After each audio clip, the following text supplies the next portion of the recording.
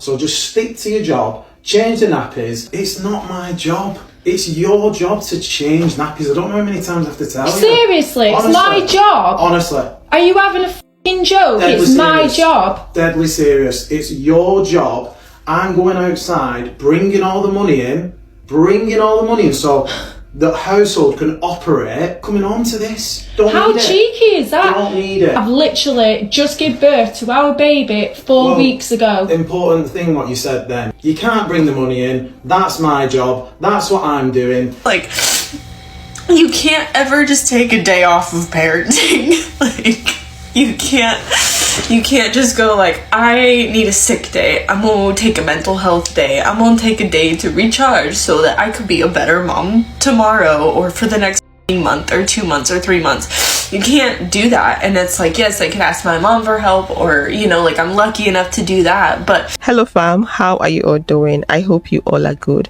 This video does have 2 parts to it. The very first part of this video is about reacting to a YouTube video, and this is the title of that YouTube video: Why Women Over 40 Go Crazy and Break Families Apart. This man was basically blaming women for being the reason why they have high divorce rate. He gave 101 reasons why women, when they get to 40, decide to walk away from their marriage. I don't think he ever held men accountable. So I'm going to react to this video and also respond to this video. My response is going to be on the second part of this video. Let's get started. Something happens to women when they hit 40 that nobody wants to talk about. One day she's making breakfast for the kids, folding laundry, planning family vacations. The next day she's downloading dating apps, buying lingerie, and texting some guy from the gym. And you're standing there wondering what the hell just happened to your wife. It's happening everywhere. Millions of men are seeing their steady, dependable wives transform into teenagers with wrinkles. And the worst part, everyone acts surprised when it happens, like we didn't see the warning signs written in her biology years ago. You think you know your woman? You think because she's been with you for 15 years, raised your kids, built a life together, that she's somehow immune to what's coming. Brother, you're living in a fantasy. There's a ticking time bomb in every woman's psychology, and it goes off somewhere between 35 and 45. Not might go off. Will go off. The only question is how much damage it does when it explodes. Men often fail to realize that when a woman hits 40, she isn't the same person you married. I'm not talking about maturity or wisdom or any of that nonsense. I'm talking about a fundamental rewiring of her brain chemistry, her priorities, her entire sense of self.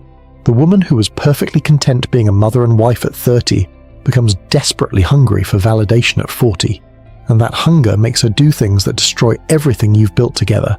You see, yes, every woman's self-worth is built on a foundation of sand, her looks. From the moment she's born, society tells her that her value equals her beauty. Be pretty, be desirable, be wanted. That's the programming. And for 20 years, from 15 to 35, this program runs perfectly. Men chase her. Compliments flow freely. She feels valuable. Then biology does what biology always does. It takes away what it gave. At 40, she looks in the mirror and sees a stranger. Not because she looks terrible, but because she looks different.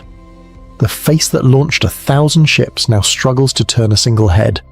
The body that made men stupid now gets polite smiles at best. And this isn't about vanity. This is about identity collapse.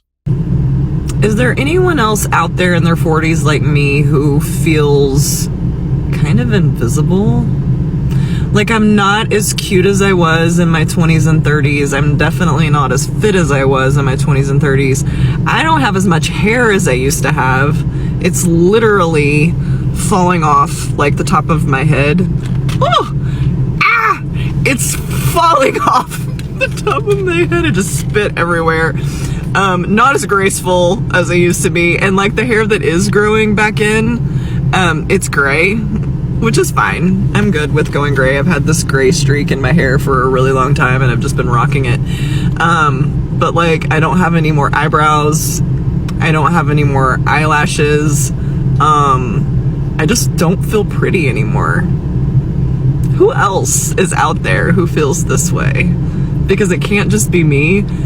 But also I feel like there needs to be this whole revolution of women like us on social media to prove to everyone that we're still here and we're still valid and we're still relevant. Do you agree with the points he has stated so far? Do you agree with what she said? Does that happen to you as a woman?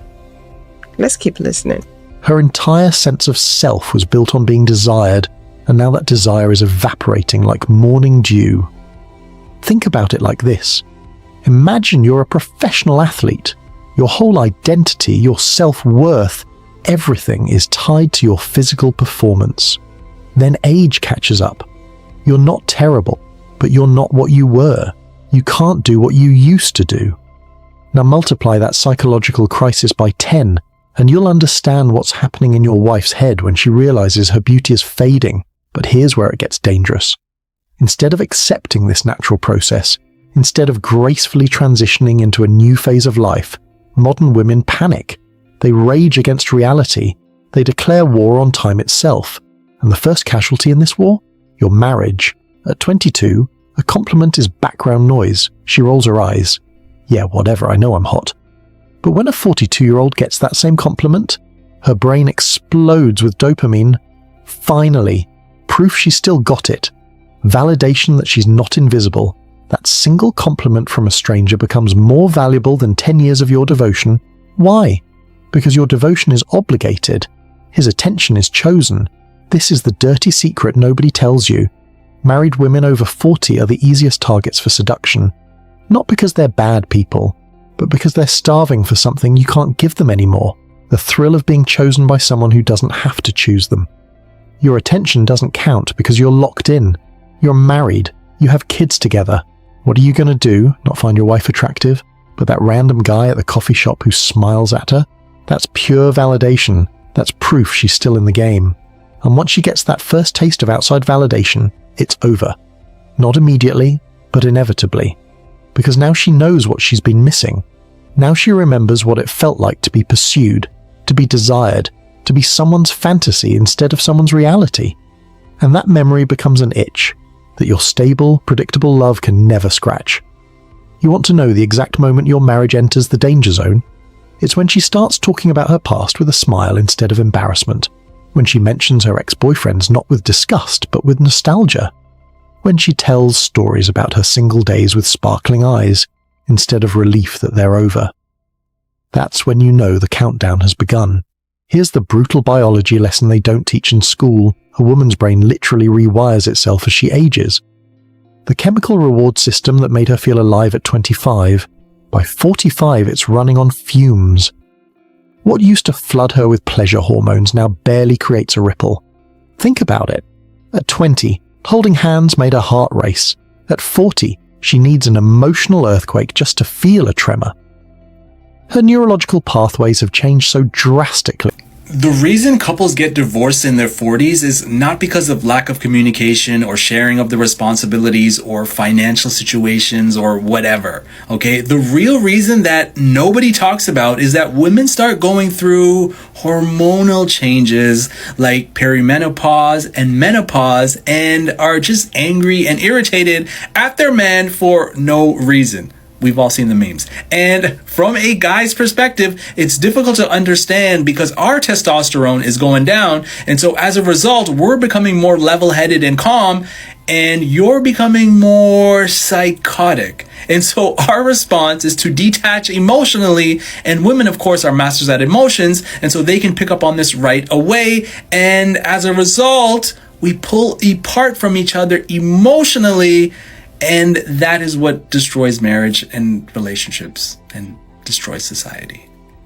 Most women who leave their marriages after age 40 leave and almost never consider going back. And this is why. At this age, women are emotionally mature and know exactly what they want. They don't just leave their marriages for flimsy excuses and bogus reasons. They don't leave because of what happened.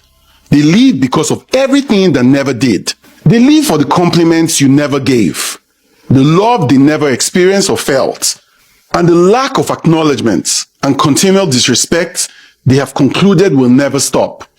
At 25, she had so many expectations and belief in change that she tolerated the silence, shouting, and abuse. At 30, she rationalized the disconnection and made all the excuses to make her stay. By 40, she's done with the patriarchy, explaining her loneliness in a marriage that lacked emotional connection, a marriage that left her feeling invisible, unloved, and unseen by a man who stopped looking at her long ago. When a woman stops suppressing, she stops enduring and settling. The irony is many men only try harder after she's gone.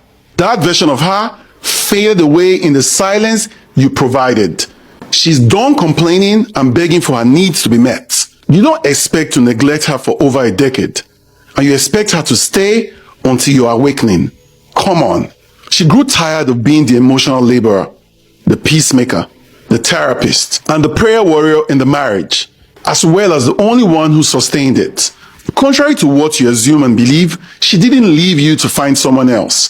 She left you to find herself. She finally chose peace over you. Let's talk about it. Listening to the audio, all I could hear was someone describing a woman that lost her identity, a woman that lost her spark, a woman that is scrambling, trying to fix herself, find herself, trying to make herself happy. It's obvious that she's not happy with just being a mother, being a wife to that man. Although men are happy with that, of course, we know the dynamics, we know how things like that play out. Marriage benefits men more than it does benefit women. So men are happy with it and not being considerate towards the woman. They believe that if the man is happy, the woman should equally be happy, but that's not the truth. That's not how things work. So like I said, what that man was describing to me was a woman that missed being single, a woman that missed being young, a woman that missed her single days when she was 20 something years old, when she had no husband, when she had no children. What he was describing was a woman that was miserable in her marriage. But no, what did he do? He decided to blame her for wanting to be happy, for wanting to discover herself, find herself, do things that will make her happy. This is what the society does. Blame women. The moment we decide to step aside, stay out of line, they blame us, they shame us. They often refuse to address the main problem, to hold men accountable, to make men see reason why their wives are not happy. Many men believe that marriage is not for happiness. A woman should not be looking for happiness in a marriage. Rather, she should be focusing on building a family and having children. Does that even make sense? Why should you choose to suffer when you can be happy? Life is too short to be in a relationship that hurts you, that makes you feel sad and miserable.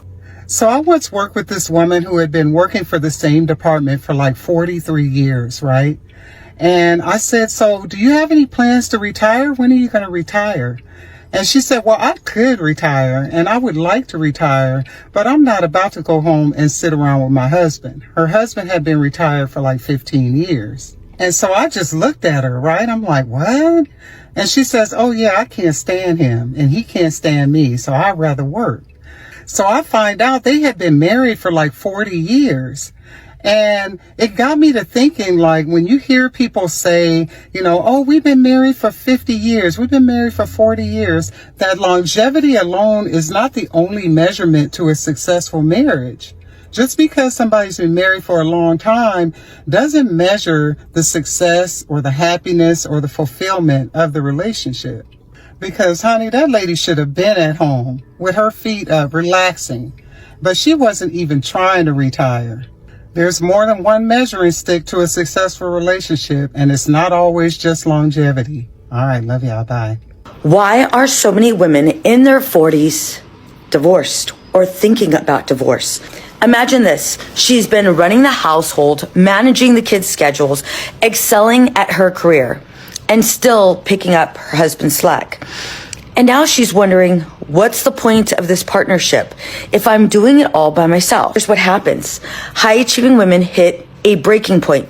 They're exhausted. They've tried motivating their husbands. Can you please help me with the kids? Or can you take on more at home?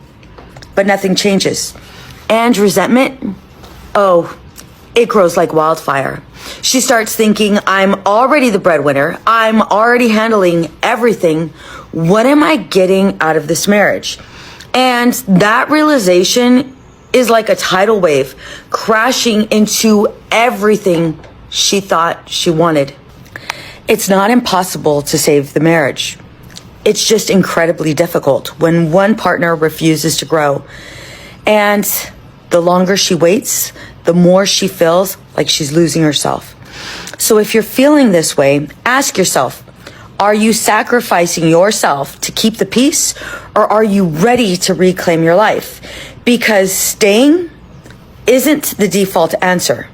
Choosing you, that's where the power lies. Let's have a look at the comment section. Divorce is liberation for men, generally. Maybe he does a lot, but she only concentrates on what he doesn't do and not on what he does. What if what that man is doing is not good enough and what he's not doing is more than what he's doing? So what are you saying? Maybe she's just making an excuse to go and be single only to find out the grass is not greener. These comments are coming from men. We got married in our early 20s back then when we believed in fairy tales, coming from a woman. They will never be happy even with a new guy, coming from a man, because we are tired of wasting our years being a single married mother. Nothing is worse than being lonely next to someone. That's true. A lot of women in marriages currently are single mothers because their partners, their husbands are not assisting. They believe in gender role. They just want to be providers. I've always said that when you talk about providing, a lot should come to mind, not just financially. Finances is just a little part of it, but that is what so many men hold on to because it's the easiest thing to do. They will hold on to the financial aspect and blow it out of proportion and make it look like they're doing the most. The more he gives, the more she wants. She wants to be the boss and control. She is better off leaving, coming from a man. Let's have a look at more comments from men, but this time around this comment is coming from YouTube, the very video I reacted to. Going through it now. Being together since 1999, married 2007, house, 3 kids. She hit 41 and poof, she started spending more time on TikTok and Instagram, going to the gym and wearing more makeup. I peeped it, called it out, she didn't like it, and it all culminated in her moving out a month ago into a small apartment and taking my youngest child with her. The oldest 2 stayed. I didn't chase. Blocked her number on my phone and kept it moving. Damn, shame, but this video is beyond on point. Don't ever regret your ex leaving. Mine left 5 years ago and I'm having a magnificent time without her. Build yourself, don't look back.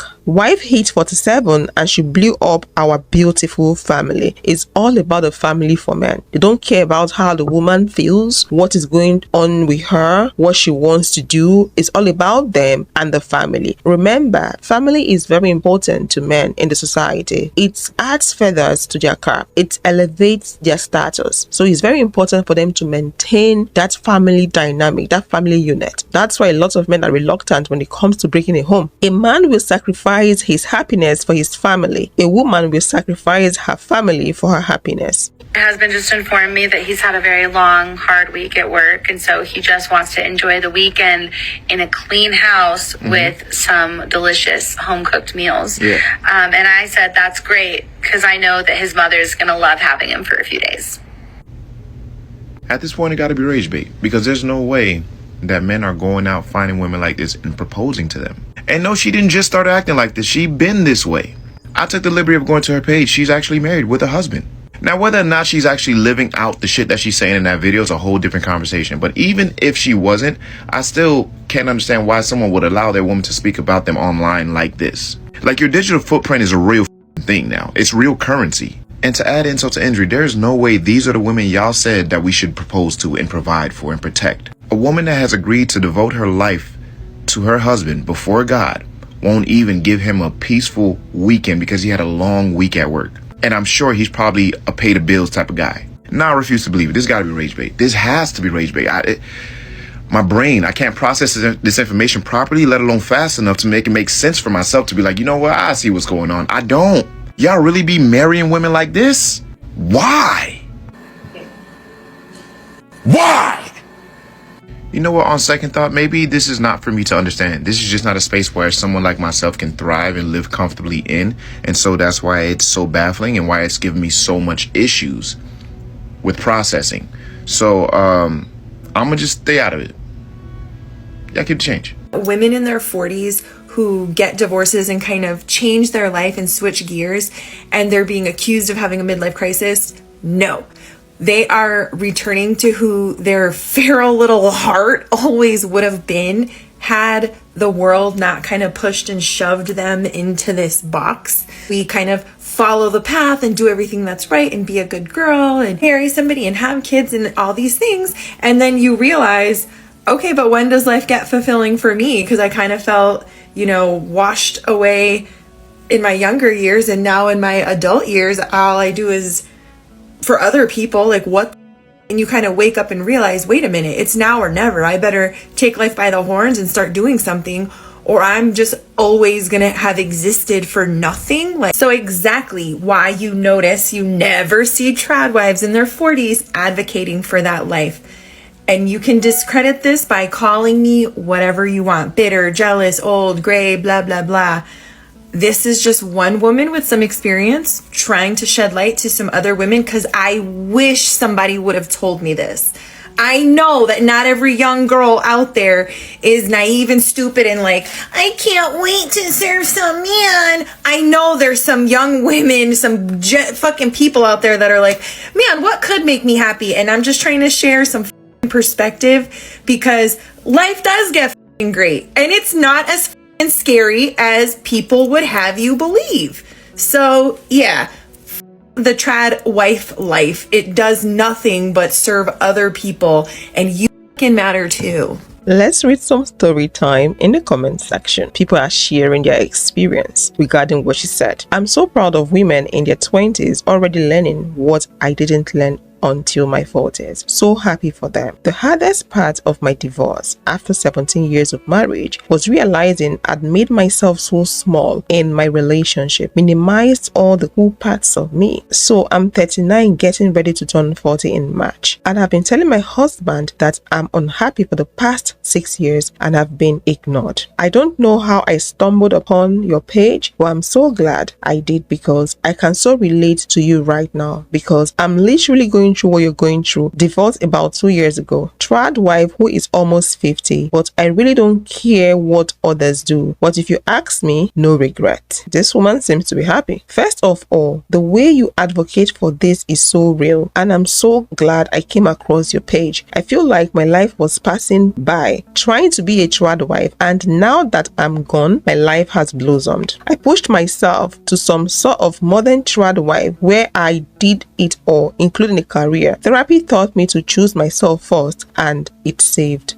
me. Literally just explained this to my husband, who says you've changed. I'm done overcompensating for everyone else. I'm 50 and have been feral for almost 10 years now. I highly recommend it. Happiness keeps you young. Marriage does come with a lot of struggles for women. We've spoken about how some men out there are married to women they don't like. So those women will have to deal with that man with all the silent treatment, the bad behavior he's dishing out towards them. They will have to deal with that if they're choosing to remain in that marriage. Some women are just in survival mode in their marriage. They are scared to talk to their husbands. They are scared of the man's family members. Their in-laws are not treating them right. Some women are being isolated. Some women don't have money, so they're being forced to stay in that unconducive situation. Being married for 50 years does not equate happiness. Like I said, men don't believe in women being happy in marriage, but they want to be happy in marriage. Any man that is not happy in marriage does not really stay there. He walks away. But if you have a man that is still there, the man is there for the benefits he's getting, because we know how resourceful women are. Women are very resourceful, and a lot of men are always craving to tap into the resources women have. That's why a lot of them can't function without having women in their lives. Sometimes your biggest hater is your husband. Let me tell you why. This woman made a video where she shared that her husband of 17 years told her that the biggest mistake he ever made was getting married to her. And she has to make peace with the fact that her husband never liked her. She was with this man for 20 years, married for 17. They have children together. They have a home together. And this man told her that the biggest mistake he ever made was getting married to her. What was even crazier was the fact that there were women in the comment section saying that they have experienced the exact same thing. So many women had similar experiences. This is an epidemic. Women are finding out that these men do not like them, but they got married to them. They had children with them. They bought homes together. They have investments together, and they never liked those women. This is one of the most diabolical things to experience. Finding out that the person you've spent over 20 years with never liked you. And he had the gall, the audacity to tell her that the biggest mistake he ever made was getting married to her. She even shared that she was jumping through hoops to get this man to see her, to value her. She tried to show interest in his hobbies. But no matter what she did, he despised her. It is heartbreaking. It is heartbreaking listening to women share their experiences with these men. It is also terrifying because you can't help but think, what could those men have done to them in those relationships? Because if you don't know that you're sleeping with the enemy, then you're probably unaware of ways this person could probably try to unalive you. There's things this person could have done to harm you. I mean, apart from the emotional torture, there's things he could have physically done to harm you, because deep down, he cannot stand the fact that you are in his life, but he's still living with you. It is honestly scary right now to think how many women are in relationships with men that straight up hate them. I thought I was the only one that experienced this, but now I know that there are so many women who are in marriage. I want y'all to go read the comments on this particular video because I thought that it was just me. But there are so many women who are wives that are living in survival mode, and how when the microwave goes off or the garage door opens or the sound of footsteps triggers them and there's anxiety because the husband is now there. That is not healthy. That is not okay. That is not normal. And I'm saying that because in that video, I described like my own personal experience with that. And now being in a space where there's so much peace and there's so much ease and I'm not living on edge. That's just not how we're supposed to be living. And it's so sad and so unfortunate. And I would love to know in the comments who else can relate. Just put it down here. And then I want to encourage you that you are not alone, that what you're experiencing is not healthy, is not normal. And so many women also have dis-ease in their body because of the person that they are spending the most time with, or who they're married to, or who they are sleeping with. And we have to take care of ourselves. And it literally is, it's heartbreaking. And I'm so grateful for my work and how I'm showing up. And I hope that you feel seen. And I hope at some point you choose yourself, whatever that means for you. I hope that you choose yourself. Yeah. A large majority of women after 40 feel dead inside. Feeling dead inside means that you don't feel alive. And that is the world we live in right now, where a majority of women after 40 feel not living. No wonder our world is so messed up. Why does this happen to women? I'm going to venture to say it's because we have disassociated with our bodies for so long. Our bodies have caused us embarrassment, shame, discomfort, anger, frustration, confusion. Like, it's not okay to be in here. It feels physically awful. And add on all of the stuff that society gives us too, that we're not good enough, that it's not good enough, that we have to fix it. It feels horrible to be in here. So what do? We just get lost in thought, just all up in our head, because that is better than being in this body that we can't quite figure out. And apparently doctors don't care to figure out either. So we're lost in our thoughts. We're constantly just up in here figuring stuff out that's not even real, causing our own trauma, revisiting pain over and over and over just because it's better than being in our bodies. And the trick to feeling awake and alive is getting out of our head and dropping into our bodies. And that is why it's so damn important that women figure out what their body needs to feel good so that we actually want to be in here. Because once you drop into your body and you are present, ooh, what a concept of being present. Feels like not a real thing. But once you're present and you are here, you're actually here existing, magic starts happening. You start attracting things rather than chasing them, rather than being up in your head trying to figure it out. So freaking exhausting. You start attracting everything you wanted, everything you need. You start falling in love with yourself. You start actually falling in love with your body at the size that it is and not trying to conform it into what society says. You start paying attention to what is. You start actually being here for this existence. Being in our body. What a concept. We've been, I don't know where, lost somewhere else for so long. It's time for women to drop into their bodies. Be actually present. Feel good in here so that we can start attracting what we need. What you want is what others need.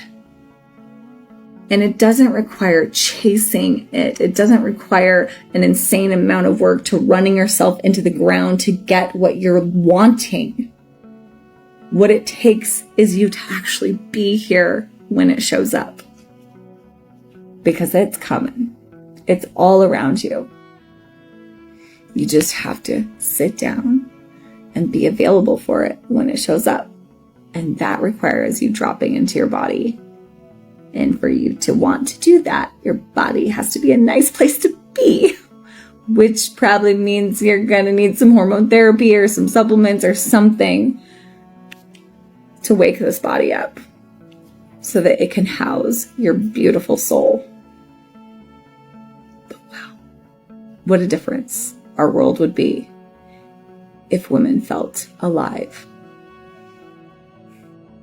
Let's have a look at how women are reacting to what she said in the comment section. Oh, I felt like this since my life crashed in 2002. I don't even care anymore. That's me. Exactly. Literally just living for my children at this point. My mom passed away at age 46. I'm now 42 and I feel a certain way. I'm an empath and knew my mom was sad and I could do nothing about it. I tried. I started feeling like this at 30, 45 and feel this to my core. 42, this is exactly how I feel and I question what is wrong with me every single day. Not living, just existing. The heart dies a slow death, shedding each hope like leaves until one day there are no more. No hopes, nothing remains. Is a memory of geisha. I've been feeling this way for more than a decade. Also, we need to be present. 50, literally feel like I'm dead. And on the other hand, everything drives me to tears. It's a shit feeling. I can't remember the last time I felt excited or even attracted to anyone. I'm happy with my kids, but that's about it. I think this is more common amongst women that have children. You know, when you become a mom, when you get pregnant, your body changes. Some women never get their body how it was before they started giving birth. Some women put on weight. They have mommy pouch. They have a lot on their skin, blemish that they're not happy with. Inwardly, they wish they never had it. That alone can silently and gradually weigh you down without you even knowing. I'm only here to raise my son. If it wasn't for him, I would have relieved myself of this life. Oh, that's so sad. Just so you know how beneficial marriage is for men, they get married immediately after a divorce or after they lose their wives. In less than 6 months. 99% of them just get married again. Women, on the other hand, they don't get married again. If they lose their husbands or if they get a divorce, 90% of them don't get married again. Both my grandmothers, when they lost their husbands, they didn't get married again. And they weren't grandmothers yet. They were still very much in their youth. But men just immediately, they get married again. Immediately. As a matter of fact, they already know who they're going to replace the wife with. Women might get married for love, but men get married for your labor. And that's why that married man that you're having an affair with will never leave his wife, because free labor, like, why would he leave that for you? It's just a side piece. You'll never be able to take on all that workload that his wife takes on, so why would he leave that for you? Like, what? Be so for real. There were some things that my soon-to-be ex-husband used to do that I didn't realize wasn't normal until after I left. When the Wi-Fi guy came to install our internet, he made me FaceTime him the entire time because he said that I might try and sleep with him. And then he still accused me of sleeping with him, saying that I could have slept with him before I called him or after I hung up the phone. Didn't tell me happy birthday until right before I fell asleep on my birthday, 2 months after we got married. Gaslit and manipulated me into not having a job and said, I just want you to be a stay-at-home wife. And then when like money problems would come up or any kind of issue with me would come up, he would complain about how I didn't have a job and how I'm just mooching off of him. Only came home and ate dinner with me maybe twice a week because he was at his parents' or his brother's house. He did not get me a Christmas present, but instead he gave me his debit card and said, don't know what you want. You got $50. Go get yourself something nice. Complained and told me that I was folding his clothes wrong when he never ever did laundry, wash clothes, nothing. He told me over a year after we'd been married and I was pregnant that he wanted multiple wives, and then he was upset that I was upset about it. Got pissed when my parents bought us groceries one time. Told me that he didn't believe that our son was his son, and when I said get a paternity test, he said, I don't even want to because it could be so close to my brother's DNA that you probably slept with that it would just say that it was mine and I would still never know. When the electricity went out on 2 of our rooms, including a bathroom, and our washing machine was broken, and I tried to get him to fix it for about 9 months, he told me that I should have been more grateful and that it was a test to me because people back in the olden days didn't have that kind of stuff, so I should have just been grateful that I had it in the first place, even if it was broken.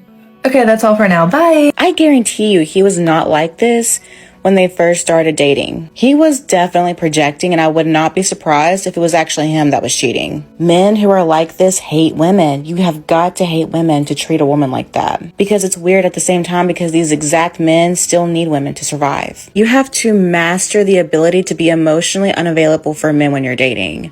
And that is a skill. They actually have to earn their way to your heart. If you enjoy this kind of content, like and follow for more. This is for all of the women who are still on the fence about getting married, who still believe that Prince Charming exists, and who still believe that relationships with men and having husbands is the end all, be all.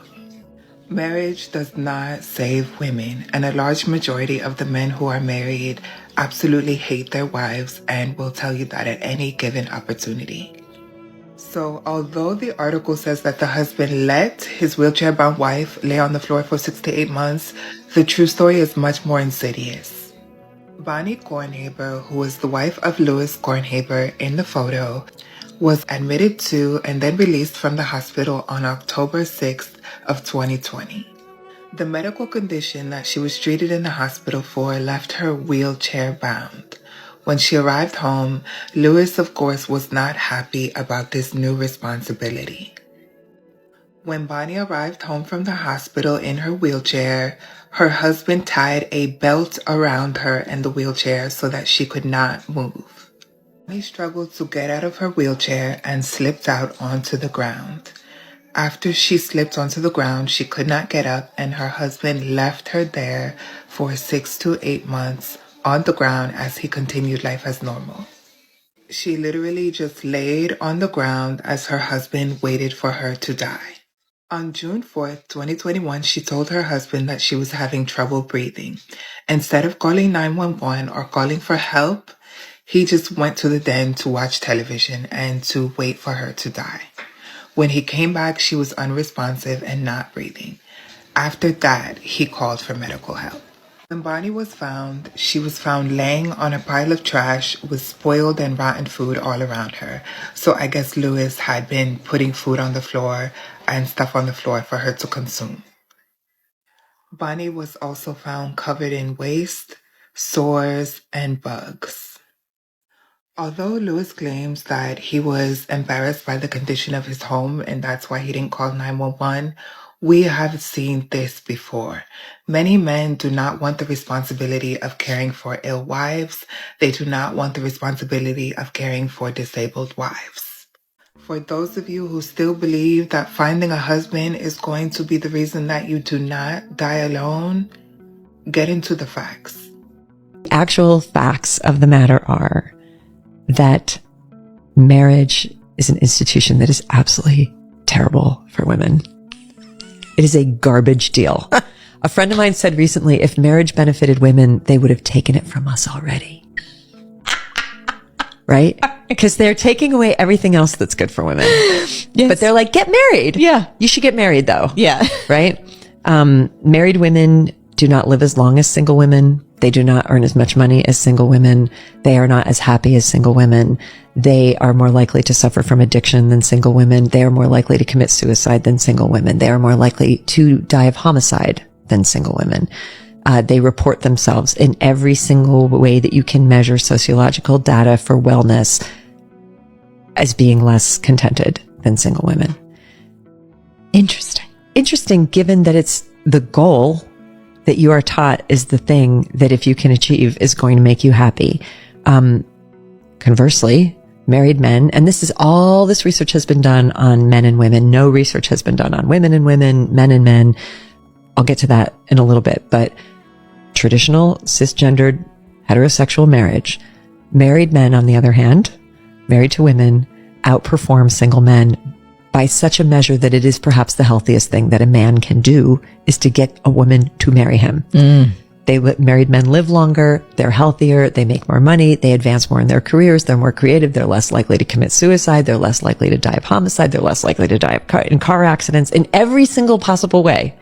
The best thing a man can do is to get married to a woman. The worst thing a woman can do, statistically speaking, is to get married to a man. I forgot to mention that when a woman is pregnant and her body changes, men don't experience that. Men don't get pregnant. Men still have their body intact, their hormones intact. But women are the ones passing through all the structural changes, mind change, everything changes the moment you get pregnant and then you birth that child. Men don't pass through that and they still decide to be inconsiderate. They don't want to understand that. They still expect women to look good for them so they can have sex with those women. Tell me how such a man that thinks that way of a woman would claim to love that woman, and you would expect us to believe. Same men that maltreat their women are still the same people saying they love their women. That is not love. What love means to men is transaction. Their love is very transactional. Men would claim to love the people they are dating. They're the ones maltreating them. They're the ones refusing to assist them at home. They're the ones wanting to only be providers, knowing fully well that being a provider is just a little part of that work. Being a homemaker entails a lot. Men know all this, but they don't care. Most of them don't love women. That's the bitter truth. So just stick to your job, change the nappies. It's not my job. It's your job to change nappies. I don't know how many times I have to tell you. Seriously, it's my job. Honestly. Are you having a f***ing joke? Deadly it's my serious. job. Deadly serious. It's your job. I'm going outside, bringing all the money in, so the household can operate. Coming on to this. How cheeky is that? Don't need it. I've literally just given birth to our baby 4 weeks ago. Important thing what you said then. You can't bring the money in. That's my job. That's what I'm doing. Everything outside, you can't do anything about it. So let's stick to our roles. A woman's role is to look after everything inside. That is so f***ing sexy. Seriously. So just stick to your job, change the nappies, and let me watch football. No, I don't want to stick to that. You're not watching football. I'm not going to let you until you change that nappy and let me have a decent night's sleep. For me. It's a nightmare. And it's a torture for me. What about me? I didn't sign up to this. I didn't sign up to this. Honestly, if I knew you were going to be like this, I wouldn't have married you in the first place. A recent study shows what most of us have already known to be true. Husbands are stressing women out twice as much as the kids. This data comes from a survey conducted by Today.com, the Today Show. They got the data by asking about 7,000 mothers about their stress levels and labor division in the household. Most of the mothers who were surveyed report being stressed out, with the average stress level being an 8.5 out of 10. For 46% of these mothers, they state that their husband causes them more stress than their kids. Listen to some of these quotes. Now, these are women talking about their husbands.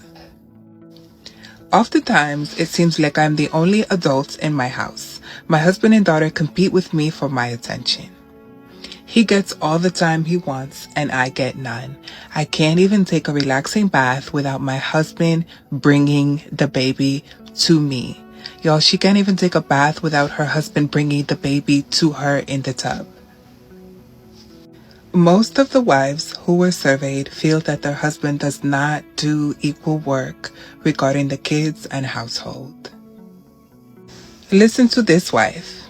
I am exhausted emotionally and physically. When my husband comes home, he feels like another job. Ladies, do not forget that marriage is a labor contract for women.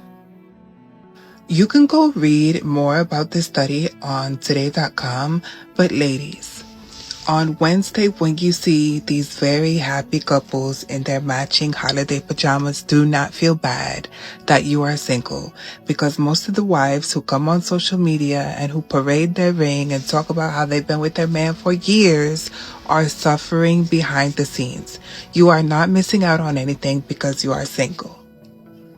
Marriage is a lonely prison. It starts off as roses and wine, ends up with you doing his mother's duties forever. He's a child I never wanted. So exhausting. Can't wait to set myself free. Some husbands are grown children who were never parented properly. Many are married but single in it. I have a recently engaged friend who was proposed to by her boyfriend of 6 years with a ring his parents bought on a cruise she paid for. But on Insta, it's my man, my man, my man. Women and pretense. Women always wanting to show off, always wanting to make other women believe that they are better off. This is the reason why some women conceal the truth. They don't say it the way it is. They are willing to throw their fellow women under the bus so they can prove a point to other women just to make them feel like they are better off. It's my birthday today. I got so stressed out. I started having heart palpitations and nearly passed out. Being a single mom is easier. I'm a single mom and I'm less stressed than when I was married and child-free. Yeah, as long as you have a man in your life and you're catering for that man, you're cleaning up after him, you are going to be ruined if you're not already ruined, because that man alone is a stressor. Accumulated stress will definitely lead to health issues, so be careful. Married but refusing to have kids. I work full-time, he works full-time. 90% of the household and mental load is with me. I'm not adding children to this. I am tired. It's like walking on eggshells. Men like that cause aging for women. I refuse to be in a relationship. I wish I could go back and hug that younger version of me who thought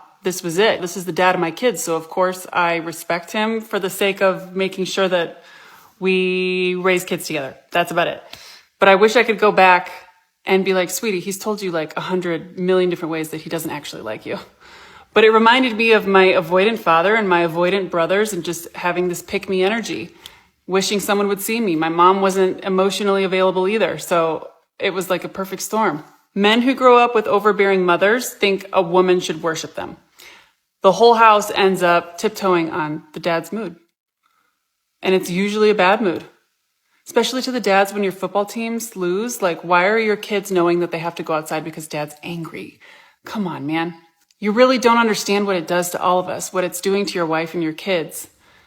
I used to think my husband's silence and anger was about me, and I used to tear myself apart in my own head. I would bend myself into what I thought he wanted, and that's how women let themselves go. When you see a woman who used to be super beautiful and now she's got short hair and she's like 40 pounds overweight or more and she's just like surviving life, she's in survival mode, it's not because we stopped caring. We're horrified, we're embarrassed, we're stuck in shame and grief because we're married to you. Women tend to be more unhappily married than men. Guys often think everything's fine. As a married woman who's been with my husband now for 15 years, it's true. Getting married and having kids, I lost myself. Like the older generation of women that was married, they didn't tell us the truth, right? When you think back to the older generation, even think about the TV shows that we was watching. Think about Good Times or Leave It to Beaver. What was the mother? What was the wife? She was just a stay-at-home mom who cooked, clean, put the kids' needs before hers, put her husband's needs before hers, made sure everybody was taken care of. She had nothing else going on outside of home. That's the biggest mistake you could ever make in marriage. And that's why I was so miserable in the beginning in mind. I went from being independent, doing everything on my own, making good money, to having a husband and kids. My whole life just stopped. Everything stopped. And it felt like everything just continued on with his, right? So I became angry. I knew I was bitter. I had a lot of like resentment, you know, and I took it out on him. I was miserable in my marriage. My marriage didn't get better until I got back to me, because I love my husband and I love my kids, but I'm more than just a wife and a mother. And that's no shade to the stay-at-home moms, because I always said this. Being a stay-at-home mom, you work 10 times harder than just going out there and making that money. I'm being honest with you. It's no job like a stay-at-home mom. So my hat's off to the mothers. But I know for me, I wasn't built for a stay-at-home mom, because I just wasn't built for that. I was miserable. I'm the type of person where I don't like being tied down or restricted, you know? And with my marriage, that's what I felt. Once I got back to the basics, which was me, putting me first, putting my needs on, and saying I'm an individual and I'm going to go out there and live out my dreams and do what I need to do for me, then my marriage started to thrive. And on top of keeping God in it, you know, because God was missing in my marriage as well. You know what I'm saying? I wasn't praying. I wasn't praying for my husband. I was just angry. I was bitter. I knew I was depressed. I had all type of mental problems. It's real. It's real. But marriage can be a beautiful thing, and it is a beautiful thing, especially with the right person and with, in my opinion, with God in it, you know, and having something going on outside of your marriage, like living out your life and your dreams, and both of y'all are team partners and y'all tag team it can be beautiful. Don't get me wrong. So I'm not no hater when it comes down to marriage, because I've been with my husband for 15 years, but yeah, it's definitely some truth to it if you're doing it the wrong way too. Hold on a second. Why are suicide rates going up more for women? I think that Forget encourages... complaining. Materially, women are killing themselves more. Why is that?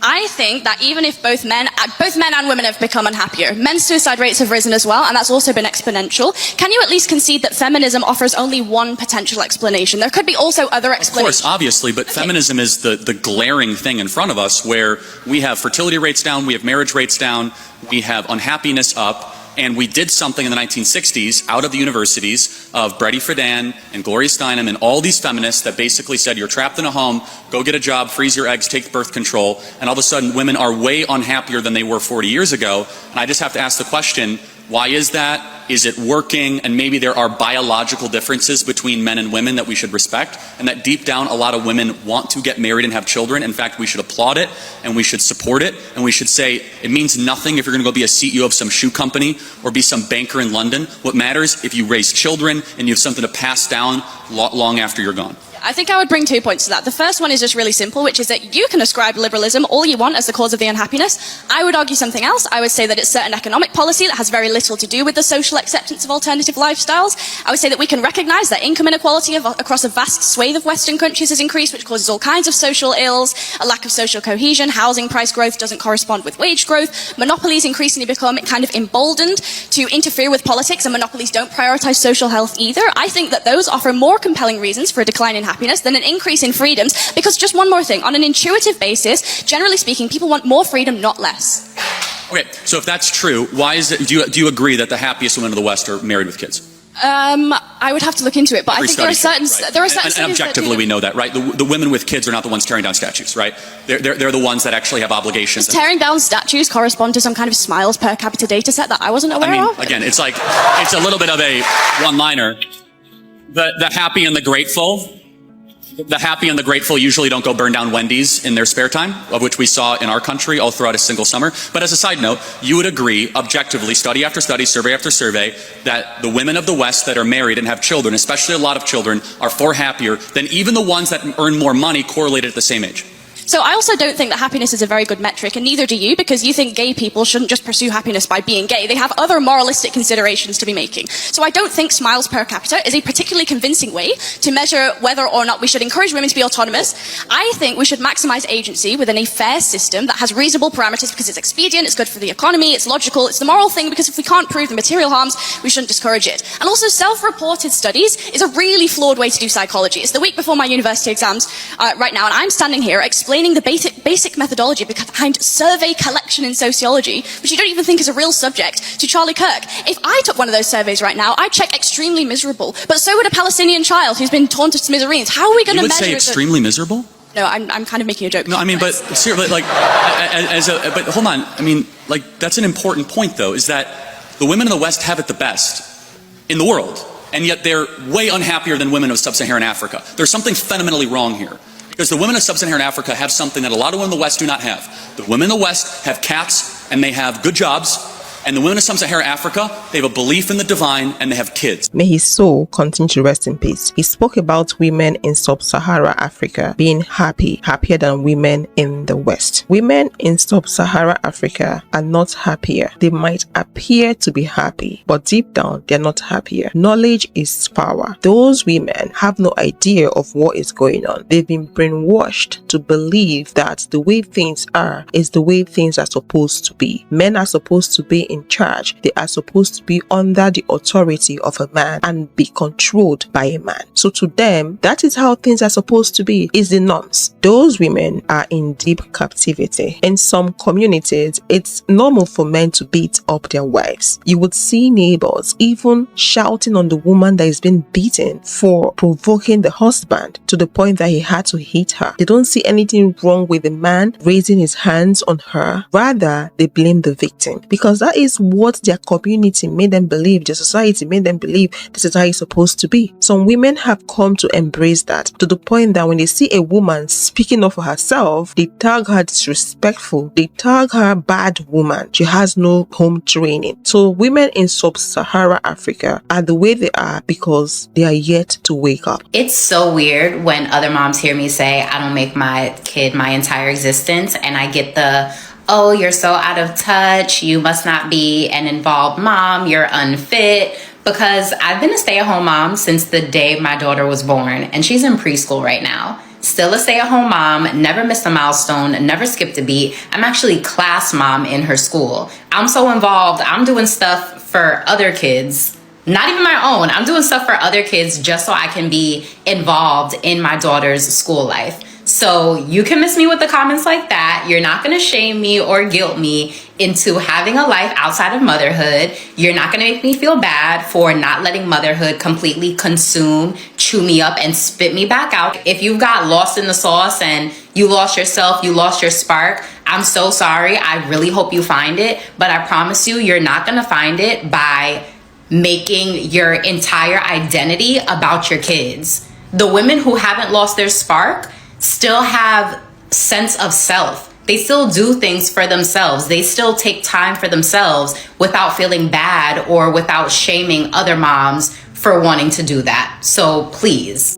I'm seeing the kids come out of school, so I said, let me understand the math for the parents. So you're telling me, for mothers and the fathers too, Monday through Friday, September to June, 7 a.m. to 3:30. Before getting to school, you making breakfast, waking them up, rushing to the train, you rushing to get into work, figuring out who's going to pick up your kid if there's no after school. If the person can afford after school, then they're going to after school. Then trying to get off of work, go pick up the kid, rush home, make dinner, help with homework, make sure they shower, iron their clothes. Weekends come around, still create memories with your kid, make sure they do their homework for 20 plus years, September to June, and then got to prepare for holidays, birthdays, and summer camp. Shit. I always say personally, I'm ready for a kid in the next 3 to 5 years, maybe more, but shit, a mommy's job is hard when there's no assistance. Even a father's job, there's no assistance, no help, but to thug it out and still have a smile on your face and then have the mental capacity. I'm going to say something very controversial that will offend many people, and I don't care because society has programmed women and brainwashed us for very long, and I'm going to the deepest level right now. Women should not want to have babies. It's not natural to want to have a baby. There's a reason why you fear pregnancy. There's a reason why we watch women scream in pain and we say, oh boy, I can't wait to go through that. It's 9 months of debilitating your body and possibly dying. And we say, yeah, I want to possibly die. They have brainwashed us so much to want to get pregnant by predators. At the end of the day, we are programmed like very advanced robots. Men are programmed to mate more intensely than women. And women are supposed to see childbirth and say no to that and walk away from men. But if a man can trick you and impregnate you, you're screwed. You got played. If he can impregnate you again, he has more access to you. You have more attachment to him and your children. You will never discover your greatness, which is what we are here to do. Jesus did not have a wife or children. Yeah, I'm going there. We are here to discover our greatness, not to build more empires and have more babies for them to send to war. They don't care about your children. The governments don't care about your children. The religions don't care about your children. They care about more money. They care about more people that they can profit from. Because more people in their country makes them more powerful. More soldiers to send to war. More taxes they can collect. It's your true nature. You should want to have a child. It's the greatest thing you can ever do. The government's still giving us incentives. It's a deeply ingrained program. The civilization will not collapse because it's such a hard game to see and it's such a hard program to get out of. Only very few women will see through the BS that we've been telling women that their greatest accomplishment is to have a child and to be a wife and to stay in the house. Wake up, ladies. They don't want you to know your greatness. You want to know why you're afraid of childbirth? You want to know why you cringe every time you hear a child screaming? You're not supposed to deeply desire that. Those who get tricked into that life have karma to pay. Those who get programmed have a long life of suffering. Only when you're 40 years old like me do you realize that was a bunch of scam. That was a bunch of manipulation. There is no greatness in wasting your life caretaking for another. Going along with society to build more of their programs that they can use that benefits them and not you. How can we create a better society when they have everybody so busy playing their game, making more babies so they can profit? Men love when you have babies with them because then they have you right where they want you, access to your body. There's a reason why women scream in childbirth because it's not supposed to be something you're gonna want to do. You shouldn't see that and say, yeah, I want to go through that. Yes, you love your child deeply. And that's a trap too. Because now you're deeply, deeply attached to that child. And as long as your mind is focused on all the attachments in your life, you will never find your greatness, which is what Jesus was trying to tell us. We have no clue what he was trying to tell us because we're too busy playing society's game that they programmed us to say, this is what you want. This is what makes you happy. Because they don't know who they are, because they need their programs, their society, and their money to feel powerful. All of it is fake power. Stop having babies for these men. The world will not collapse because many women are still deeply, deeply brainwashed. We have robots. We don't need more people. We need to help and save the children that are hurting here already. I was not prepared in motherhood to constantly have to find the patience. Like, I have to find the patience all hours of the day to do everything and anything because no one told me how fucking it is to hear someone say your my God, stay up. No one tells you how fucking taxing it is to hear someone whine or cry or say mama, mama, mama, mama all the time, 24/7. Like, there's no way to mentally prepare for your brain to handle that. And on top of it, all you're trying to do is things for them, like you're trying to make food or you're trying to get dishes done so that you can have dishes to make more food, or you're cleaning laundry or you're cleaning up a mess or something. You're constantly doing something to care for the house or for the child or for the children or kids or animals or whatever. And then they don't see that. They only see the fact that you're not paying attention to them, so then they want more of your attention. And you're like, I'm already giving you all of my attention. I know you don't realize it, but I am. And you're running on fumes and you just need 5 minutes where you don't have someone saying something, making noise. Like, the auditory overload is insane. And then it's like, what sucks even more right now is like, I don't have my car, and so I feel so trapped. And my husband, like, he works so hard for our family, and so he's finally gonna do something he hasn't done since we've been together, which is go hunting. We've been together for 5 years, and this man has talked about it all 5 years. Like, he's finally gonna go. And all I can think about is how I'm gonna be solo parenting for a couple days, and it's not even that much, but it's just like, I want a break. And I know that he gives me, it's not him, it's not my husband, like, he gives me breaks and stuff, but I just, like, you can't ever just take a day off of parenting. Like, you can't just go like, I need a sick day, I'm gonna take a mental health day, I'm gonna take a day to recharge so that I could be a better mom tomorrow or for the next month or 2 months or 3 months. You can't do that. And it's like, yes, I could ask my mom for help, or, you know, like, I'm lucky enough to do that, but realistically, as parents, like, until you're doing it, you don't realize how fucking hard it is. And I'm just taking, 2 minutes and 30 seconds and counting to myself, and I feel so much guilt because I know that I left my baby in her crib to sit there and just like chill for a second because I'm overwhelmed and I need a minute and I needed to vent and get it off my chest so I have the patience to make it through the rest of the day if she decides not to nap, which is what it's looking like. And I hate this narrative online where you go online and you see all these people getting all this shit done all day, every day. And I'm like, how are you doing it with so much patience? Like, I don't have that. I'm trying really hard to get it. I'm just like overstimulated all the time. And it's hard. It sucks. I feel better now that I talk about it. Alright. I'm gonna stop being a pansy. I'm gonna go pour myself a Dr. Pepper.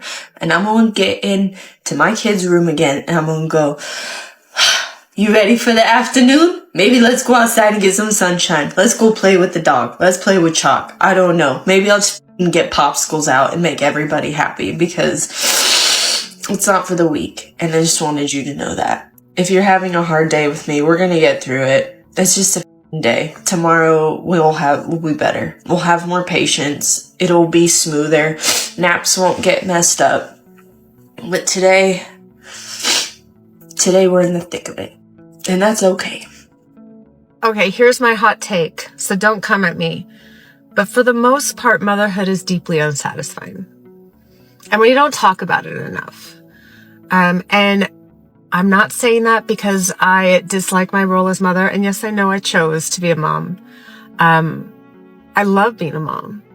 And I love my kids dearly. But 90% of my role as mother is not satisfying. It is the nitty gritty. It is getting kids to clean up after messes. It is reminding kids to wash their hands.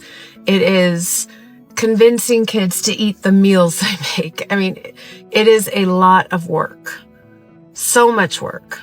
And in and of itself, that part is not satisfying. I do not go to bed most nights feeling satisfied in my role as mother. Far from it. If anything, I go to bed with intrusive thoughts, worrying about their future, feeling like I didn't do a good enough job. And I wouldn't say in any sense that makes me a bad mom. If anything, that makes me a great mom. But it's not a satisfying feeling. And I'm saying this out loud because I don't think we talk about it enough. And for a long time, I felt like I was doing it wrong because I saw other people, other moms on social media beaming and glowing about the milestones, talking about how satisfying this role is, and wondering if I was doing it wrong. And the truth is, we just don't talk about the unsatisfying parts. And I think we should.